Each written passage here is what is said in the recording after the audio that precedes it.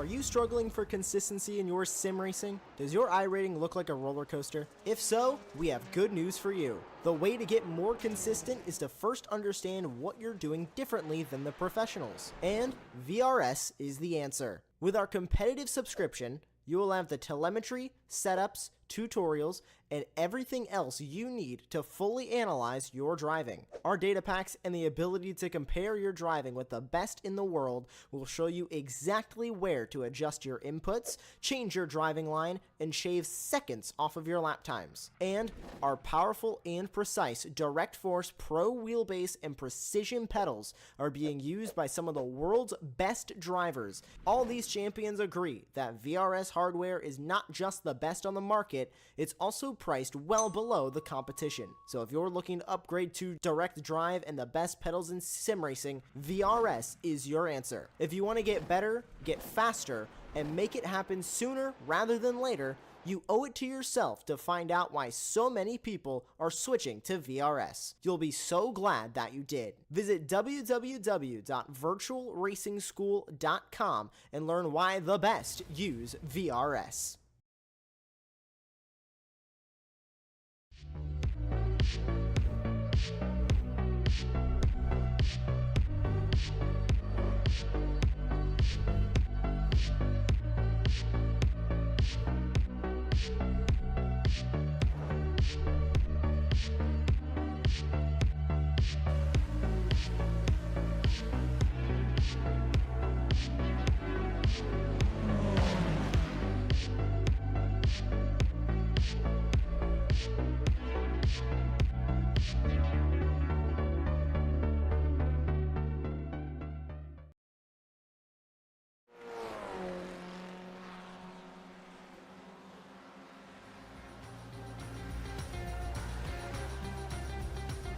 Hello and welcome in to the latest edition of the Ray Esports Weekend Warriors with the FF1600. My name is Charles Beauchelle, along with the boss, Lee Thompson, who is helping me with the broadcast today. And we are here at the iconic Willow Springs circuit, making its debut on iRacing this season. So if you're a racing historian and you ever wanted to see what it was like to race in the mid-1960s, you're about to be in for a treat, because this is a classic track. The runoffs are essentially dirt with the occasional bale of hay, and it's should make for a really great event. Lee, how are you doing today? I'm doing very well, Charles. Thanks. It's good to join you on this broadcast. I think this is the first time that we've had the opportunity to be on commentary together, so it's good to see. And it's the first time that I've had a look at this track that you're just talking about, Willow Spring. I'm sorry to say, but I'm not convinced I'd heard of it before it came to iRacing. But I've been watching a little bit of the cars running whilst we've been getting prepped, and it looks like a fun little track, right? Like a little bit of elevation changes, a little bit of camber changes. I mean, it kind of sounds like you can tell us a bit more about the track, maybe, from the sounds of it. I mean, to be honest, I've heard of the track. It was featured prominently in Le Mans '66, or Ford versus Ferrari movie, if you're familiar with that. Oh, I am. So is that the track they did a lot of the testing at?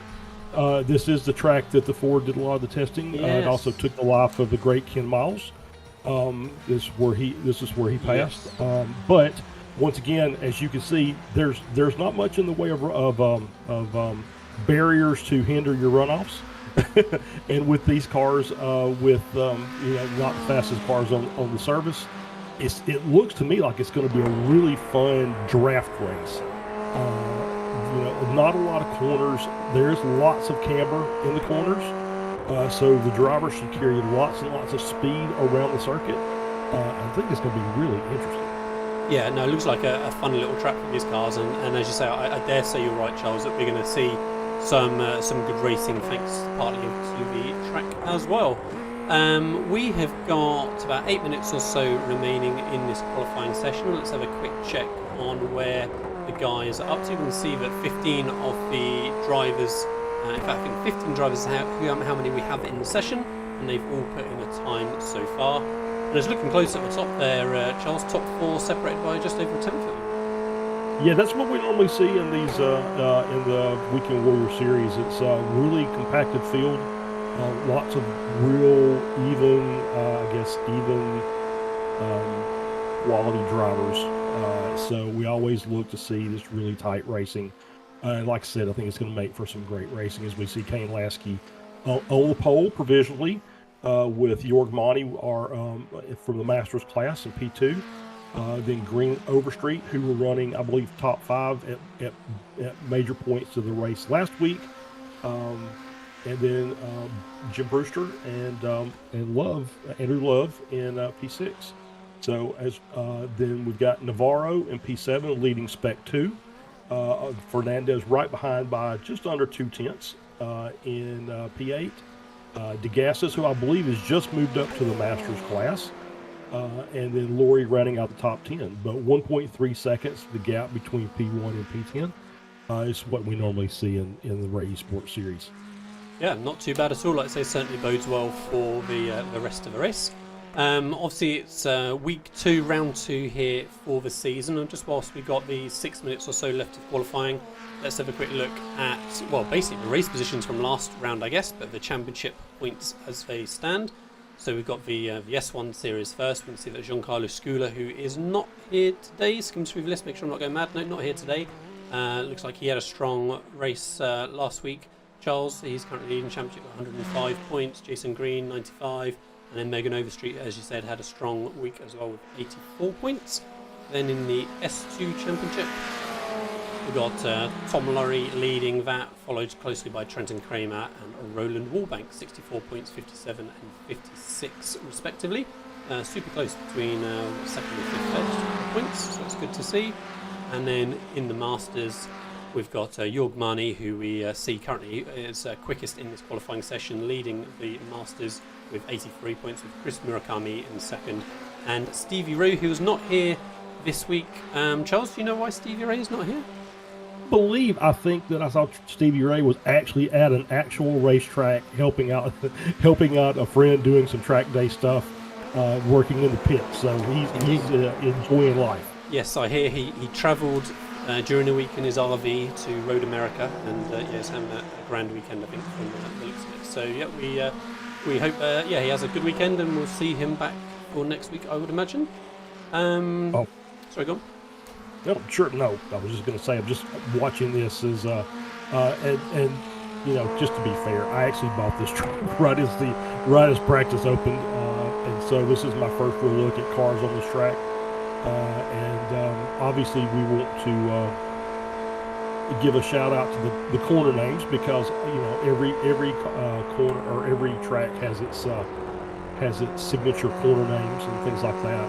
I do like this track, as we were talking about earlier, as we get up to the elevation changes in the early part of this, the high point. So we're coming down the front straight, entering turn 1, which is Castro Corner.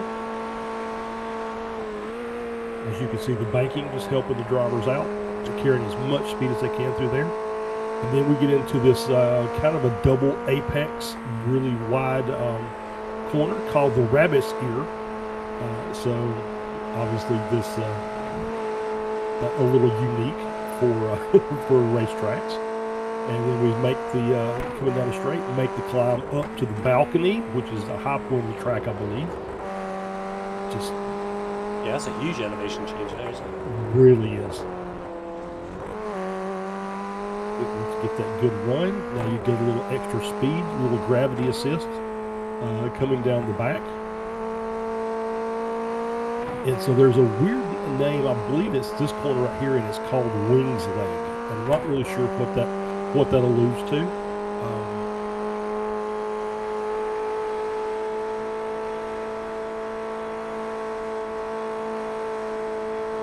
And then just this long loop, forever turning right-hander to finish off the lap from the looks of it.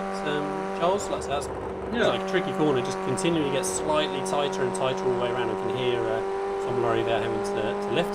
Yeah, that was really useful having you take us through the corner names for me and for the viewers, hopefully, and hopefully me bringing the track map up and highlighting just the one driver. It helped everyone to see exactly where we were on track and what corners we were talking about. So that was absolutely good. Looks like a fun little track.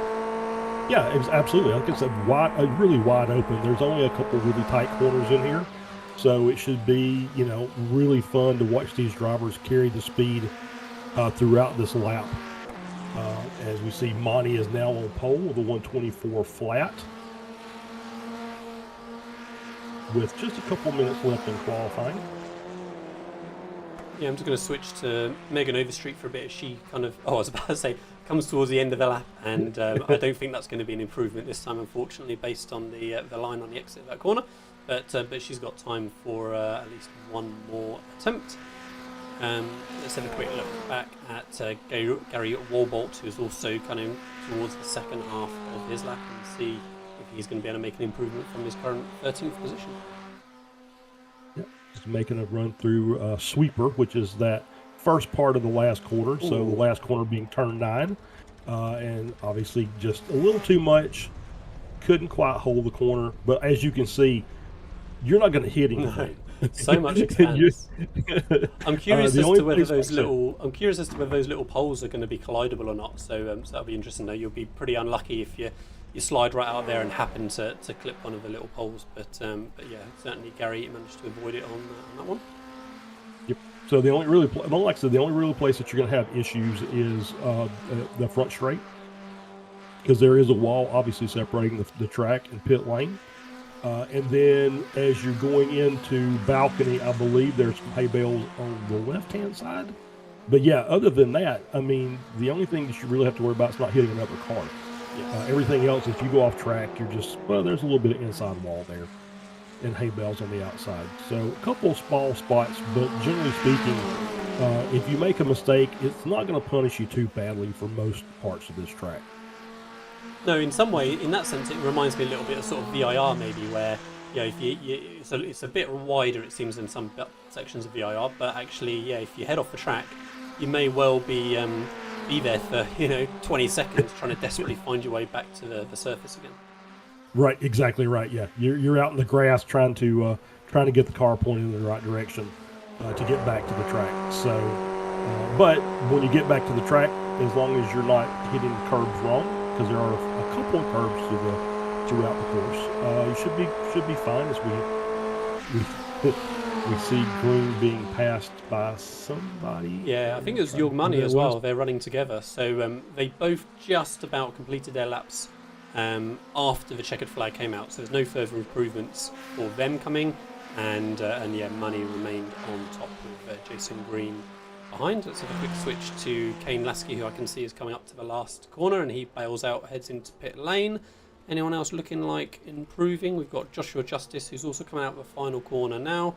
Not seeing any green sectors for him, but let's see if he can improve from his current 15th position. He's a little bit off the back at the minute, 3 seconds down on the pole position time, and he finds 0.5 of a second, so good effort from Josh, but not an improvement in position as he goes exploring into the desert.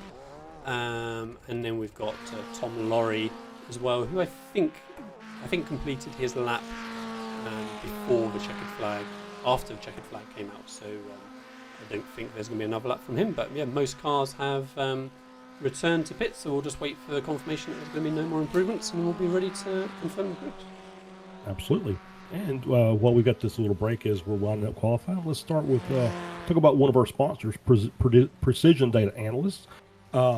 Analysis, I'll get their name right.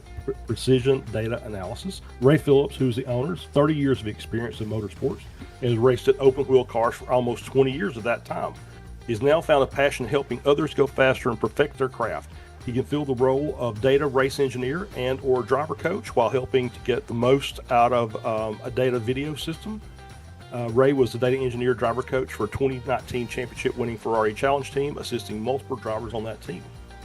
PDA also sells a wide range of data video equipment that can help everyone from high performance driver education driver to a professional driver or even a race team with multiple cars. No matter what you choose, customers get the information they need to go faster and have a good time on the track. PDA can help real world racers, sim racers, and HPDE drivers go faster while staying within their limits. Give them a shout and see what Precision Data Analysis can do for you. Perfect. Thank you very much, Charles. And so, that will time us very nicely indeed to have a look at the grid as we can see the cars starting to form up now.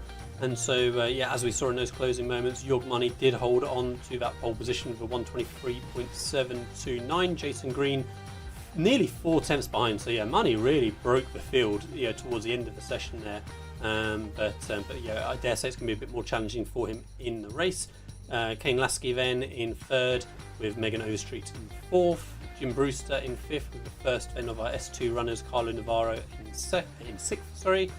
Andrew Love in seventh, with Tom Laurie in eighth. Alan DeGassis in ninth, with Philip Fernandez in 10th. Jeff Jacobson in 11th, with Phil Perkins in 12th. Gary Walbolt in 13th, with Franz Reck in 14th, and then Joshua Justice, who we saw just at the end, not being able to improve his time, currently in 15th, but not too far off the back at all. So yeah, just over 2 seconds between the field after all of that. And it looks like most of the cars are on the grid. In the next sort of 30 seconds or so, they should be moving off. Looks like we've got a full pace lap here, Charles, so plenty of time for the guys to kind of get themselves prepared, figure out how they're going to treat the opening lap, and kind of crack on with the race from there. Yeah, absolutely. I think it's going to be a great race. Looking forward to it. Like I said, it's just going to be, as we always kind of talk about turn one, the opening lap, just trying to get everybody in a single file line. But I can foresee this being a lot of drafting, a lot of multi-car wide action. This is it's a fairly wide track, especially for these cars, because these cars are not extremely big. So it wouldn't surprise me to see 2 and 3 wide during lots of portions of this race. Yeah, it's going to be really interesting to see how the guys treat this. Like I say, this is going to be, I dare say, the first time any of these drivers have seriously looked at this circuit, just in this last week or so. So how many of them have already sussed out, the key points on the track where they can make these overtakes? Have they already discovered, the key kind of hot spots on kind of lap 1, lap 2, when everyone's a bit too frantic and you particularly need to be cautious? We're going to get someone barrel into turn 1. Yeah, we've got just a couple of minutes to find out. But yeah, looking forward to this one, Charles. And of course, then we will have our second race as well. Before moving on a little bit later to the next Weekend Warriors series of the SRFs a little bit later in the evening. Absolutely, I always enjoy that race. It's just such a fun. I enjoyed calling the races last year. Well, we got a minute here as the drivers are making this long pace lap here. We'll talk about our other sponsor, Arrive and Drive Motorsports. It is the ultimate racing experience. Arrive and Drive is a full-service road racing prep shop, specializing in Formula and sports racers, now offering full Arrive and Drive services at F1600, as you see here, F2000, F1000, or S5000, or even your own car. Are you ready to take your driver development to the next level? From F1600 to V8 open wheel monsters, Arrive and Drive will maximize your potential and accelerate your development with up to 100 races per year in up to 6 different race cars. So if you want more information, contact them at https arrivedrivemotorsports.com, and we thank them for their sponsorship of this series as we are finishing up our pace lap. Yep, all line astern still behind that Porsche safety car, and then just a couple of moments until, as you said, we are going to get going and are going to see our first racing here on Apex Racing TV from Willow Springs, which I'm very keen to see. It would be interesting to see whether this becomes a popular track that stays in multiple different schedules, or if it remains a bit of a novelty. But from what I've seen so far, I dare say we're going to see this starting to crop up on some regular schedules. Yeah, absolutely. I think that this can be, I'm not sure about multi-class racing on this track. No. But for the open wheel cars at all levels, from the FF1600 all the way up to, maybe the Renault 3.5s, I think this would be an absolute fun track. As the pace car's off, we get ready to start the race, and we see Jorg Monty get a quick jump to take the lead, followed closely by Jason Green, Overstreet and Lasky side by side, coming down into Castro Corner, turn 1. Monty got a nice run starting off the race. Yeah, he really did get the jump on everyone else, right? He just left, it looked like Green wasn't really ready for it and already lost half a dozen car lengths immediately off the line. But it's looked very, very clean for everyone else through these opening sections of corners. Got a little battle forming already between second, third and fourth, and we can see a little gap then back here to sort of this fourth, fifth, sixth position from there. But yeah, super clean from everyone so far as they stream their way through the opening lap. As we see them making their way up to balcony and through, and then down the hill, here comes Monty, followed closely by Green. This is where we'll start seeing as these cars get up to speed, they get their momentum building. We'll start seeing that draft starting to work, and we'll see how tight this pack up front stays together. As we've got the front four separated with 1 second. We've got Brewster just a little further back, 7/10 back, and then another half second back to Laurie in P6. But everybody's still navigating around the track. It was a good start. Nobody had to tow. I didn't see any contact anywhere on there. Right so, on cue. as we see Perkin. Yes. Yep. The commentator's curse working well today. One Navarro as well. But yeah, super clean until that point for sure. But yeah, just two little moments for Navarro and Perkins there. We've got a bit of a battle between Overstreet and Lasky, as Lasky I think made that spot then, if I'm not mistaken. But yeah, the top four looking like they're going to be fighting hard over the next couple of laps. Yeah, absolutely. Lasky with a good run on the inside, take that spot, take P3. And now he's hounding Jason Green just in front. But Overstreet's not done, I'm sure. She's just kind of hanging out and biding her time. This is a 40-minute race, so there will be a pit stop involved somewhere. Obviously, we don't have the barometer for early pit stops. Stevie Ray is not here today, so we won't know who the master of the undercut will be until it happens. And we did see the spin with Navarro and Perkins. They are back on the track. They're just like 9 seconds off of P13. But they are still working on their way around, so it's still, they're still in it to make positions up. It's going to be very difficult from that far back. As we just follow the leaders here, as we see Andrew Love looking to the outside of this corner. See Fernandez on the inside, able to hold that spot, P7. Yeah, it's really interesting how much of a different line Andrew Love felt like he could take on the entry there, and it would be good to see now how much more of a run he can get, being that he had he was able to open up the end of the corner there. And we've got a change for the lead. I jumped back in front, and Jason Green made that move then into turn one, and Money getting shuffled back a little bit from first to third in a corner, and but then actually Green went from first to fourth, so got himself a little bit crossed up maybe. I didn't quite catch what really cost him all of that momentum, but yeah, all of a sudden straight back down into fourth. Yeah, we saw this last week as well, as when you get these draft battles, especially at Laguna Seca, there's a couple really good drafting areas, and you can swap 2 or 3 positions over the course of a straightaway, but then it's very hard to break away. I think Schooler did a lot last week just by people making mistakes behind him. That definitely helped him out. So we'll see how this turns out. Lasky in the lead, Monty in second, Overstreet third, Green fourth, Brewster in fifth. Then Laurie, the leader, Spec 2 in P6. That gap from 1 to 6 is 2.4 seconds. So as you can see, the draft is, I think, actually starting to, as these cars in front battle, it's bringing those cars in the back a little bit closer into the fight. We see this a lot also every week, both here in the FF 1600s and spec racers as well. You start doing side by side, and it just brings more people into it.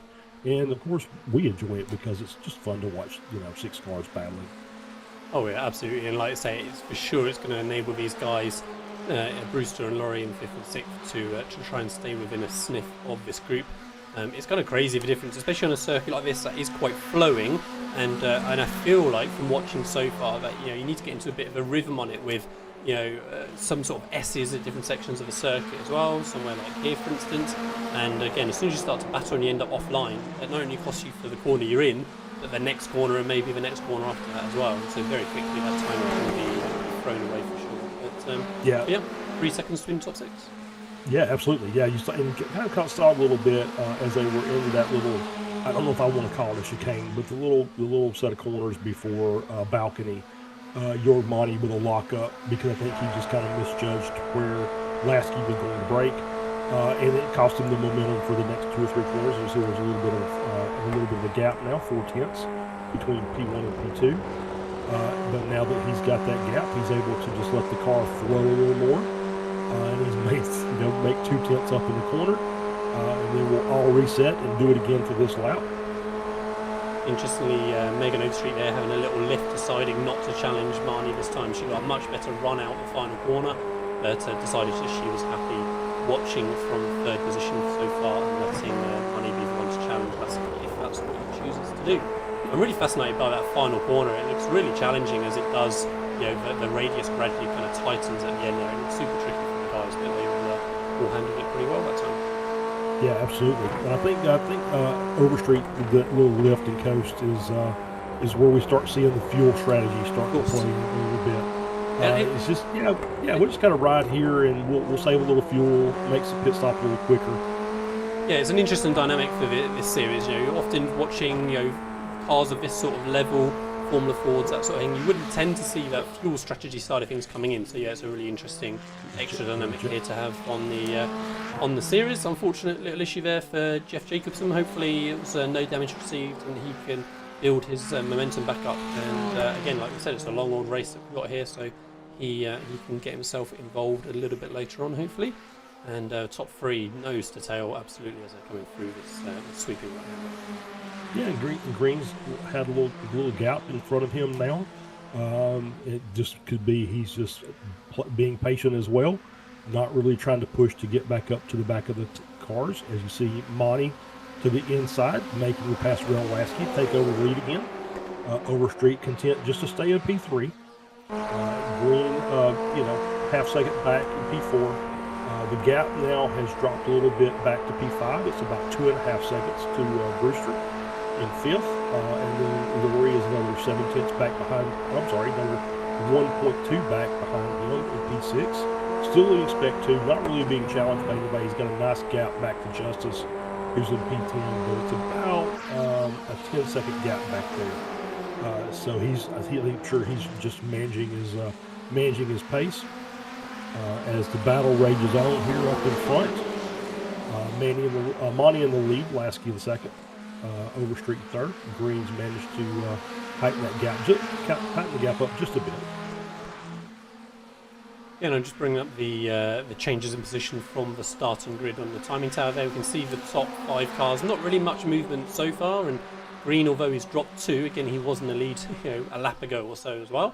But then our biggest mover a little bit further down is Joshua Justice, who qualified 15th, now running in 10th and was battling for 9th just a moment ago with Gary Walbot as well. So yeah, good job from Joshua so far. And I mean, same for Walbot, gaining 4 positions as well as Lasky comes back to the lead again over Manor. I think this is a little cat and mouse game on the front straight as they're just swapping the position every lap. But once again, it's kind of managed to tighten up Green just a little bit more as he's stuck to the back of that group now. We'll see if it starts, obviously I think they're just playing a waiting game. We're just 9 minutes into the race. The pit window will probably open around the 12-minute mark. So we'll see who's going to be one of those undercut takers. I think that if you get out, and it's kind of the way I'm looking at it, if you can get out and clean track and you're comfortable in your car, you can make good laps. I think the undercut might be a good shout today. It's kind of what it's looking like to me, but we'll see as the race goes on. Yeah, it's going to be fascinating to keep an eye on the variations out there for sure. So yeah, as I'm kind of having a bit of a look around at the minute, there's the battles kind of showing on the timing tower at the minute. So those intervals that are coloured in sort of orange and yellow show us where someone is within half a second or a second of another driver. So yeah, we know the top 4 here are close. Then we've got Love and Warboat fairly close. Also Degassis and Love fairly close, and then Justice fairly close together as well. So yeah, the little battles continuing through the field. Yeah, absolutely. And Degassis in P7 doing a good job. He's running 3rd, so he's on the podium for the Masters class. as we said, in his first race as a Masters driver. So he's having a good day. As we see, we're still kind of watching the front four. They're still doing a good job in maintaining their gaps. Monty, I think, is just kind of probing to see, okay, if, obviously we know that the front straight is going to be a good passing zone. Where else can we make a move on this track and make it stick? So I think Monty's just kind of looking around to see what he can see. He's not really, as we see Gary Woolbolt off. Another little spin. Yeah. Oh, who's that? Who's that in the back? So Franz Wreck as well, having a real issue with the curbing as well. And good time to tow back to pits just to avoid the next car following through. But unfortunate for both of them. Again, looks somewhere on the track that we've seen a couple of little spins now, so it seems like maybe that's a tricky area for the guys to keep their rears under control. That is probably one of the heavier braking zones, so that might be tripping some drivers up today. Just see that livery. Kind of looked to the inside. Thought the better of it, stayed back.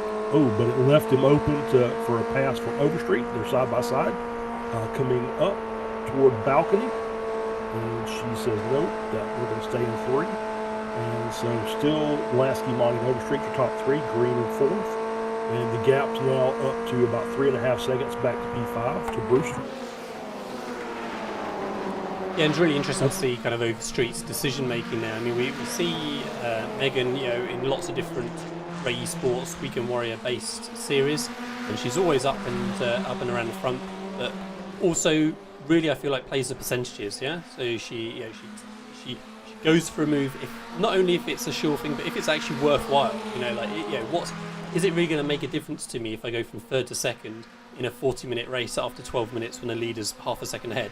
Probably not. Right. And you see her I feel like anyway, I see her going through those sort of calculations a lot through her races, and more often than not, it kind of pays off. She's always there and thereabouts by the end of the race, where maybe occasionally other people get themselves in a little bit of a tangle, going for lunges and things, and it's just interesting to see different people's philosophies and thought processes kind of coming into play during a race.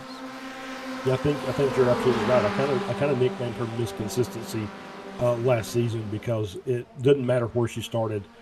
By the end of the race, she's always up near the top 10 or in the top 10, challenging for a top 5 or a podium in her class. So always does a really good job. And I think you're right. It's very calculating the moves she decides to make or not make, depending on the race. But it was another one of those indicators, as you saw, that momentum is playing a big factor in the racing here today. As we can see, I think that as we were looking at some of the cars spinning there, I think that inside curb on that little left-right is probably playing a little havoc for some of the drivers, and they're just getting a little too tight. And that curb, as we saw with the rejoin, is not what you would be used to if you're running what we call a present day graded track. Yes. Because once again, this is a track from that was prominent during the 60s and 70s. So not a lot of it's not ever going to make FIA grade 1 in any stretch of the imagination. No, and I think you've absolutely spotted it with the curbs. There's a huge drop on the other side of the curb, right? And so again, if you misjudge out, or if you're having to recover back from the track, that's going to cause you some serious problems. So Money really kind of sailed through in the first part of that final corner this time to move back ahead of Lasky. Took a very different line on that one. I'm not kind of sure whether that was kind of Lasky almost kind of backing off to say, right, it's your turn to lead, Money, or whether kind of Money kind of sent it in a little bit. But he really did. There was a big difference in speed as they came through there, and Money securely took that spot. Let's switch to a little bit further back in the field now, back for the battle between Degassis and Laurie, 6th and 7th.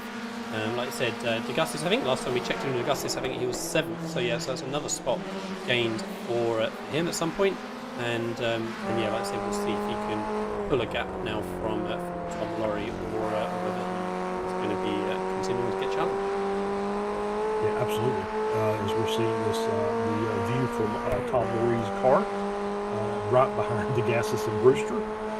Laurie is still leading in Spec 2 class. The two cars in front of him are P2 and P3 in the Masters division. So just at this point, he's just making laps. Haven't seen anybody decide they're going to take a pit stop yet. So looks like we'll be out here for quite a while. The pit window, usually we see it around 31 minutes into the race. Is probably the last cars you'll see coming in. So you'll see a big run by Laurie. Kind of backs out, but the Gassis goes through, take over P2 and Masters, P5 overall. It's a nice move to the inside by the Gassis. I think we're seeing most of our passing down the front straight into turn 1. As we're seeing them, as we're now making our way up the hill, coming up to balcony. Let's see what kind of line we're going to get here. Last time through, I saw, just as we were riding on board with Overstreet, Monty was way deep into that first one, and he almost caught the right-hand curb at the top of balcony, but luckily was able to hold on to it and maintain his lead. Yeah, it looks like a fun little battle that's going to continue on here between these three guys, 5th, 6th and 7th overall. Degassis the biggest mover up 4 spots from his starting position. But yeah, Brewster there, in the space of kind of half a corner, going from defending a little bit to Laurie to thinking about attacking Degassis. So yeah, it's going to really continue to ebb and flow as we push on with these laps. I just noticed that if on the entry to turn 9, that last corner, it's, most of these corners are cambered. Not so much on turn 9. I think there's a little camber in the middle at the apex. But I think if you're on the outside of that, I don't think that you're getting as much assistance. And that may be causing the drivers to kind of get wide coming out of there and off into the dirt. So that may be tripping the drivers up just a bit. Yeah, I think that definitely makes sense, as you say. For sure, we're seeing that little bit of variation in there. So yeah, so we've got 2 real battles continuing on at the minute. First one between the top 4, and then the next one's between here 5th, 6th, 7th, and 8th. This has really come together now. A minute ago, it was kind of 3 cars that were looking like battling, and now it's very much a 4-car train. So yeah, well, I dare say we're going to keep swapping between these 2 groups, and then it's going to be a question of, Charles, who feels like they're getting held up in this group, and they're going to be the first ones to blink and dive into pit lane. Yeah, that is the question. As we were looking at this group, that lead group, there is a pass for the lead. Overstreet has now taken first over Monty. Monty's still riding in second. Lasky third. Green in fourth. So she's decided, yep, I found a good place to make a move, so I've taken it.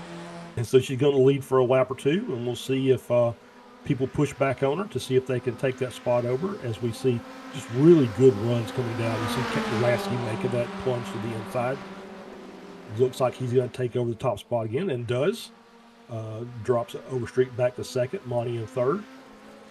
So you can see, I think it's the 3rd car in that group that's just getting a monster tow down the front straight.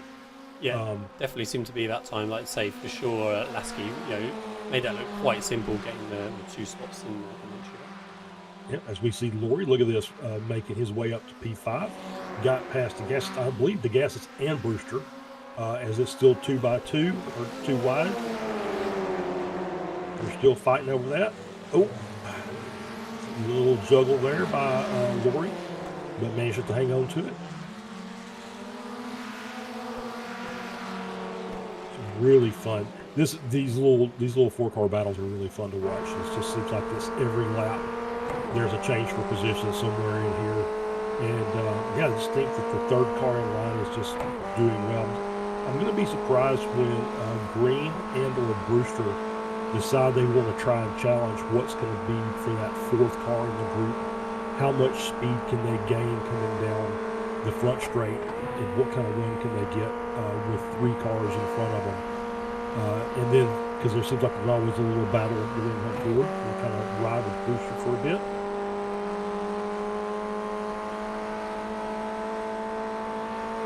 Yeah, it looks like Laurie's going to be challenging Degassis just up ahead, as we can see from this onboard view, and he's overcooked it a little bit into turn 1, has he?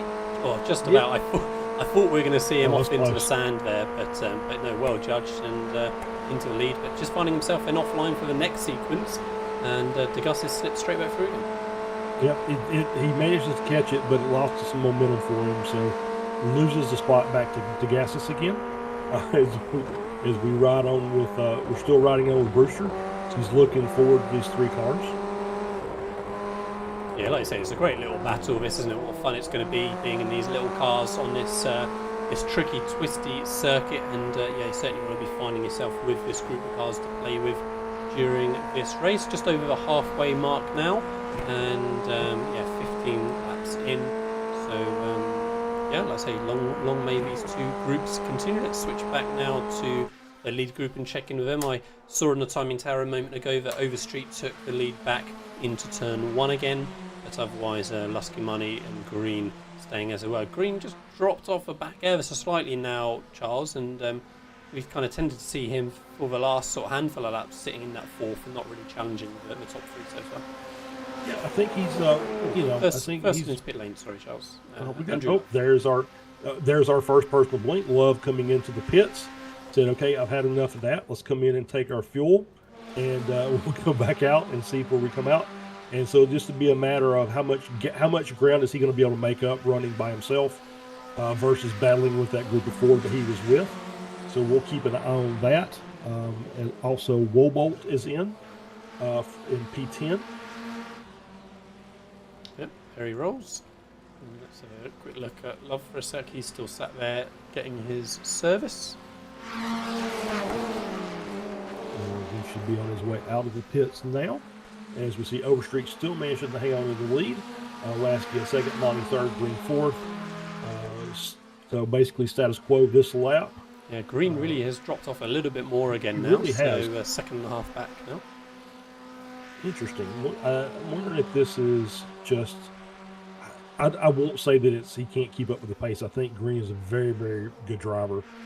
Has been battling up near the front of this, so maybe he's decided I need to save a little bit of fuel here, and hopefully maybe make that. So see, just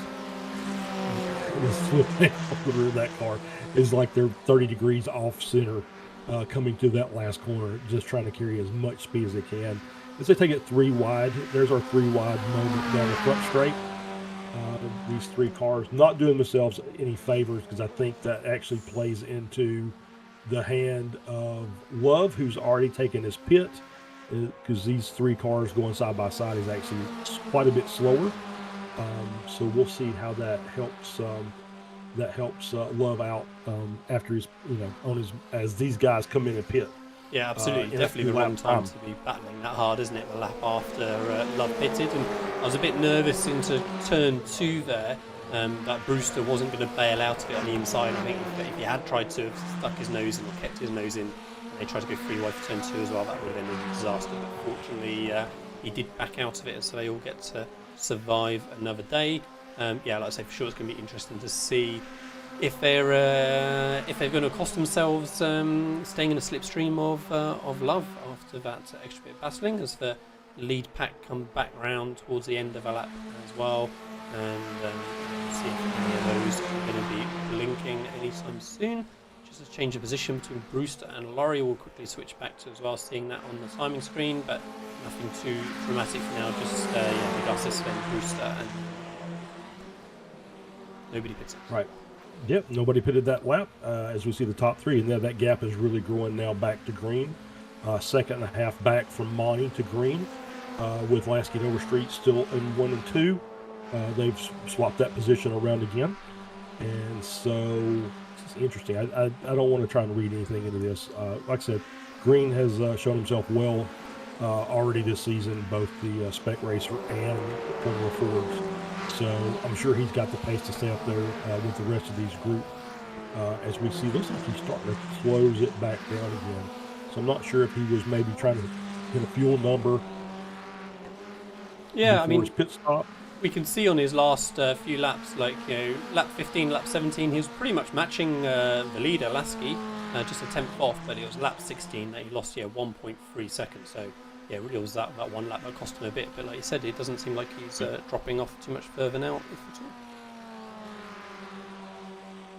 As we see them coming around turn 9, making their way down to the start-finish straight again. See if anybody's going to take for pits this time by. Overstreet with a good run, slides back in to get a little more of that toe. I think she's going to be content to stay in second place. Monty just kind of lurking in the background there.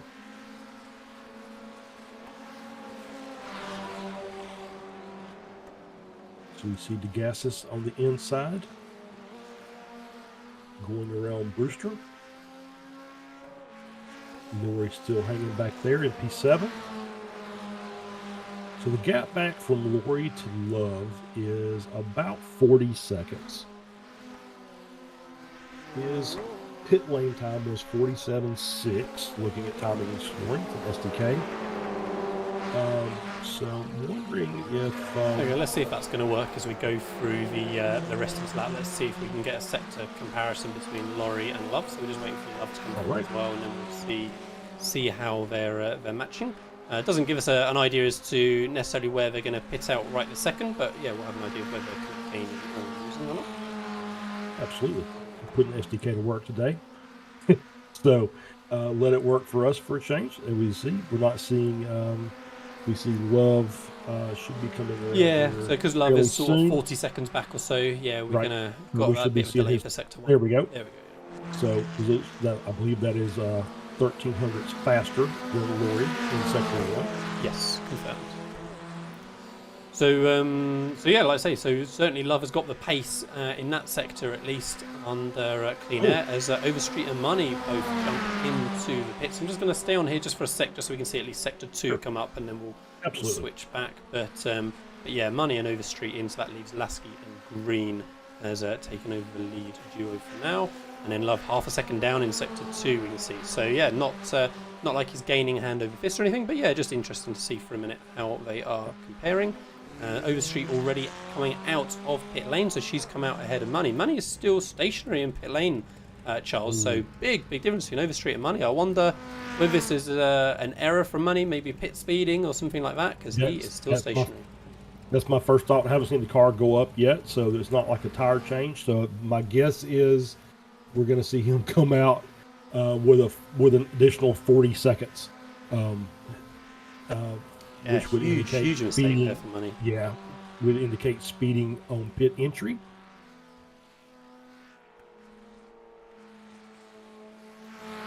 And let's see if the leaders are going to do the same and come in this time. Yes, certainly Lasky does. What about Green? Green continues Green on at stays least out. one more lap. Yeah. Yep, so he's going to try and run the fuel down as far as he can. Carry that speed on the light tank and see if that helps him. So trying a little overcut strategy there as we see. Yeah, DeGassis that was in, sorry. Lasky and DeGassis in the pits. Yeah, so Green, Brewster and Laurie are the 3 cars who have gone at least a lap longer for now. Overstreet is the current leader of those who have pitted so far. 16 seconds ahead of Andrew Love, who we know has also pitted. Let's go back to Love and let's see where he comes out in relation to Gussis, who's still showing stationary in pit lane. Lasky is already out, so he's certainly ahead of this battle that we were watching before. Still showing DeGassis as stationary. Now DeGassis is coming out of pit lane. Let's see if we're going to see him coming from this onboard with Andrew Love. Where is he? There he is. Oh, it's going to be super close to someone, but Love has got the momentum. And it's not like he's exactly broken him by coming out early and ended up, 3-4 seconds ahead. But yeah, he's got into a little bit of a rhythm after his pit stop. Let's see if he can keep building that gap up more than the sort of 1.2 seconds or so that it is right now. Yeah, absolutely. And what we're going to look at is okay. So now that DeGassis is out of the pits, he's obviously going to get the tires, get a little more heat in the tires as they've cooled from being stationary. So gives Love a chance to just keep powering that car around the track. The gap's now at 1.5 seconds, which is enough to at least break the draft. Yes. So that may be enough of an advantage for Love to hang on to that 5th place position once all the pits are done. as we see Overstreet in P4, provisionally the overall leader, but we'll see what happens as she's coming out of turn 9. And obviously everyone else is in pit lane now, so we'll see as Green starts to move out of his box whether he's going to have managed to claw on his space back. Obviously he was a bit further back, but yeah, he's done well to gain this time back and super close to nabbing ahead. But yeah, we saw he was at 1.5, 2 seconds back from the group, and now he's put himself back in contention with his top 3. So of course we're missing Marnie, who had that penalty as we saw. But yeah, we're back to this free car battle again. Let me just check in with the sort of Love, Tory, Laurie and DeGussis battle. So Andrew Love is 1.7 seconds up at the minute, and DeGussis and Laurie almost side by side as they came through turn 1 there. Brewster, I think, perhaps also a speeding penalty, so he is now well off the back of that group. So kind of we had kind of one from each group almost, Charles. We had 2 sets of 4-car battles, and now it looks like we've got 2 sets of 3-car battles instead. That is what it looks like, and obviously Love's got a little bit of an advantage over DeGassis and Laurie. The gap is about 2 seconds back to DeGassis from Love. Overstreet, however, is just back in that 3-car battle now with Lasky and Green. These are the podium positions for the race and the overall race winner. So obviously the tow is going to play a part in if Green and Lasky can just hang on. And just allow themselves to be pulled a little closer every lap with about 8 minutes left to go in the race. So we may see some last lap battles here before it's all said and done. So this is, I think, a lap car somewhere around the neighborhood of Overstreet, yes, I believe. There is indeed. Let's go back to TV view, see where they are, and I might even be able to check who it is easily. Try that button. There we go. So that's Joshua Justice in P11 then, who's just ahead of that train. So yeah, we'll see whether whether Megan Overstreet is able to clear Joshua easily, and Joshua obligingly takes a nice clean wide line and makes it very obvious what he's doing. All 3 cars able to continue on by, no problem at all. But yeah, so battle continues. Overstreet, Lasky and Green. Yeah, very nice job by Justice. Just get out of the way, let this lead battle continue on. Unfortunately, he does a good deed and doesn't get his reward from it. No good deed goes unpunished, as they say. Be careful with that curbing on the other side there. As we see Rhett go by, that actually was a pass for position. Oh yes, good spots. Yep, sure. Looks like our second battle has just cooled off a little bit for now, so we've got this sort of 1.6, 1.7 second gap between Love and DeGussis, and then like a second gap from DeGussis back to Laurie, who we're seeing now from the back of DeGussis' car. So again, hopefully the 3 of these can just close up a little bit more. I mean, Laurie is just barely within draft range maybe, so let's see if he's going to really gain anything down the front straight, but yeah, DeGussis just struggling to hang on to the back of Love for E4 and P5. And Laurie is gaining by the way down the straight. Went from 1.1 to 0.8, so that's kind of good stuff. Yeah, that is good. That is good information to have, because that's gonna play into our lead battle, I believe, before it's all said and done. As we're about 6 minutes left in the race, Overstreet still leading, Lasky in second, Green in third. The gap between P1 and P3 is a half second, as you can see them pretty much nose to tail as they're coming up to balcony.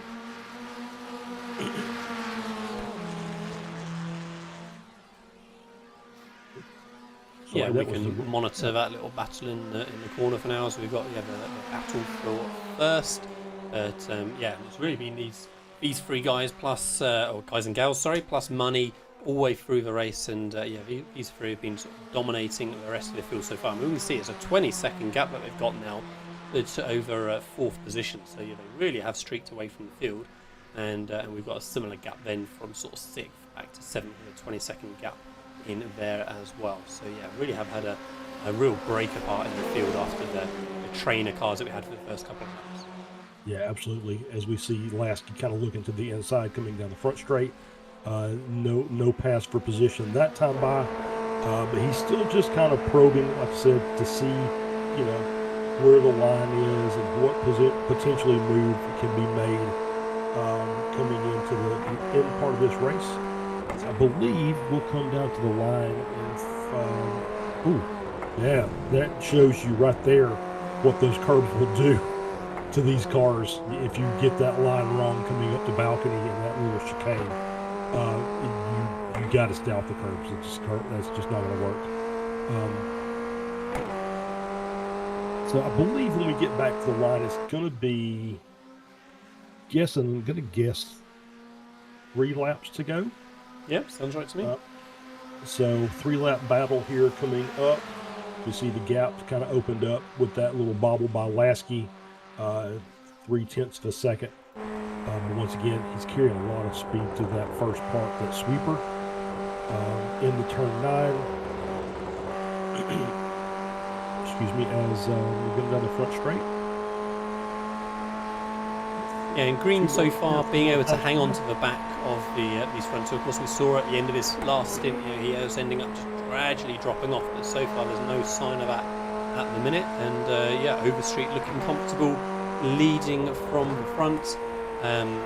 Yeah, I wonder if it's how much is it really a battle between Overstreet and Lasky, or is Green just going to be hanging back for the last minute and then give it a bit of kind of do or die right towards the end there? But yeah, Lasky looking like he's given Overstreet a hurry up. Yeah, absolutely. And I think Green, as I think we were talking about, or my speculation was he maybe was fuel saving. Yeah. Went back and looked at his stop time for his pit stop. 13.3, by far the quickest of the pit stops. That's how he made his time back up. 14.5 for Overstreet, 15.3 for Lasky. So now the question is did he put enough fuel in? We've seen this before, where last lap, people running out of fuel on the last lap, costing them race wins. I've seen it last season with both the Formula Fords and the Spec Racers, where you just didn't quite make the calculation right, or took a chance and it didn't quite work out for you. So we're going to see, as we see a little bit of a gap forming between Green and Lasky. So I don't know if he's maybe thinking he's going to fuel save with 2 laps to go. Like he might not have enough, but it's going to be another little piece of intrigue there. Oh, as we see that car Rory going way wide. We've seen that a few times today. It's just you get outside of that camber on the inside, or in turn 9, so the sweeper, and then into turn 9, and the car just kind of bails on you. But once again, no damage done. Just kind of went off into the dirt.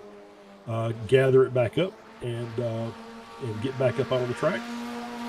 Yeah, and that was unfortunate for Laurie, because he'd done a good job of closing the gap back in on D'Augustus, as he was sort of a second and a bit away from him. So yeah, good job to get in a position to challenge. But yeah, unfortunately, was worth the go, but didn't quite pay off today. But of course, that's not affecting his S2 lead, so he's still comfortably the leader in S2. There's our class leaders, just to confirm. So Overstreet obviously at the front for S1, Love then for Masters, and Laurie for S2 as well.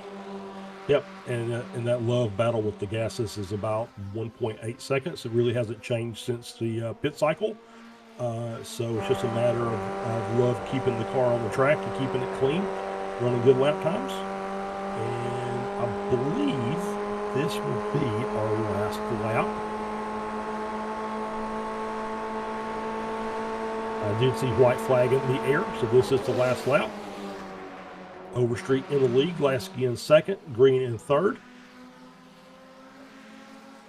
So now, I'm going to quickly swap back very briefly to the battle here. So Laurie's dropped down a little bit more, I think. So maybe I think he had a second instant, and Manny now obviously finds himself up in seventh. So go back to him.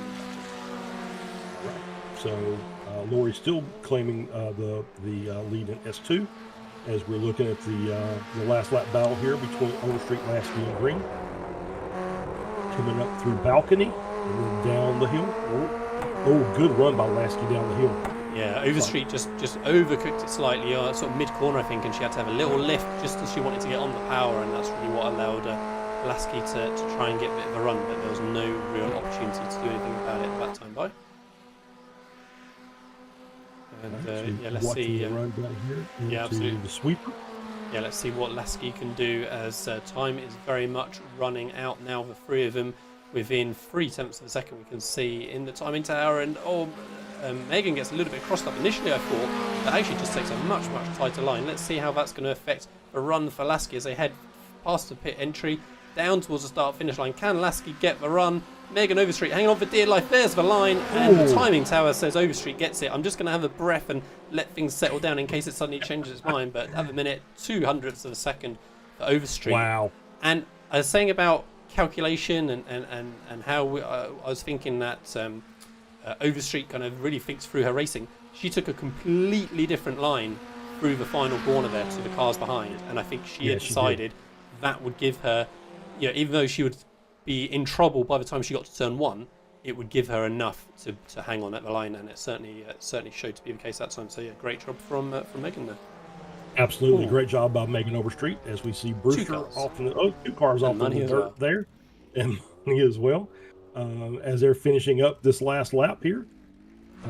Missed the bollard, so we still don't know if those things if we can hit them or not. So we'll figure that out.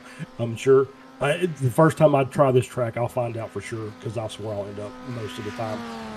But anyway, congratulations to Megan Overstreet with a win. Very, very close. 200ths of a second between her and Kane Lasky in second. Green in third by 1500ths of a second. Just ended up being a great battle from start to finish by those 3. Tough luck for Monty. Was up there. Pit lane penalty cost him the race, or at least a chance to battle at the end there. As we see our final race results, as we said, Megan Overstreet, your winner.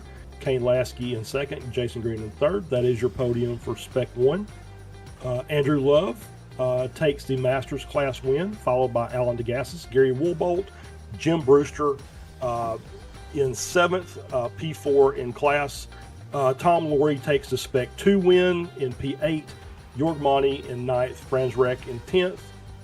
Josh Justice 11th, 1 lap down. Philip Fernandez 12th, 2 laps down. Jacobson 5 laps down. Phil Perkins 14 laps down. And Carlos Navarro P15, 27 laps down. And I believe we have our race winner in the waiting area to have a little talk. Megan Overstreet, congratulations on your win. Great race. It was basically a 4-car battle for the first part of the race that became a 3-car battle at the end. And so talk about your racing. Oh, I am so exhausted. My air conditioner went out in my house, so it's 90 degrees in my sim racing room right now. But that was a very hard race, just trying to keep it clean, not make mistakes, because I know whenever I went to the pits, Jörg followed me, and he locked his brakes, so he got a speeding penalty going in. And from there on out, I was just going flat out. Yeah, we noticed that this track, obviously, very old school track. There's if you go off track, there's nothing to stop you from taking a ride through the desert.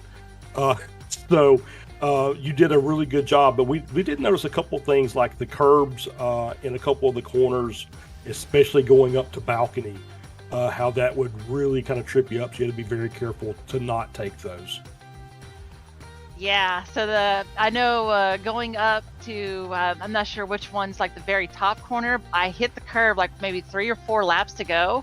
I so thought I was dead with suspension damage, but luckily my car survived that. Well, Megan, go ahead. It was just it's a really tough complex in the car. If you brake too late, you slide that rear, and from there it's just game over. Wow. Well, congratulations on your win. I know you've had a couple of near misses this season and last season, so congrats on taking the victory today. Thank you. All right, that was Megan Overstreet, your race winner. And I think that's probably going to be us for interviews. Nobody else is rocked up right now, and unfortunately with this series, we always butt right up against the broadcast time. But yeah, like I say, congratulations again to Megan Overstreet. Say great job to take the win there, and honestly for Lasky and Green as well, they were absolutely in the hunt all the way up until the last minute. What did you think about our first proper look at Willow Springs there, Charles? I mean, it's a fun looking track. Like I said, I think this would be a great match for any of the open wheel cars that we run in iRacing. So I'm looking forward to seeing a lot more races, a lot of good spec races or class or single make races, for this track. It just looks like a lot of fun. Yeah, I agree completely. And what will be a lot of fun as well will be the guys for the series heading to Road Atlanta next week for round 3 of the series. It'll be the same time, of course, on Sunday evening, possibly with a different commentary team, but nonetheless bringing you all the action here from Apex Racing TV. Great to have you on board, bring us your insights there, Charles, and again, great to see some fantastic racing from these Formula Fords. Absolutely. And with that, thanks to Lee Thompson for assist today and running the virtual production booth. This has been the Ray Esports Weekend Warriors Formula Ford 1600 series, and we look to seeing you again next week. Have a good day.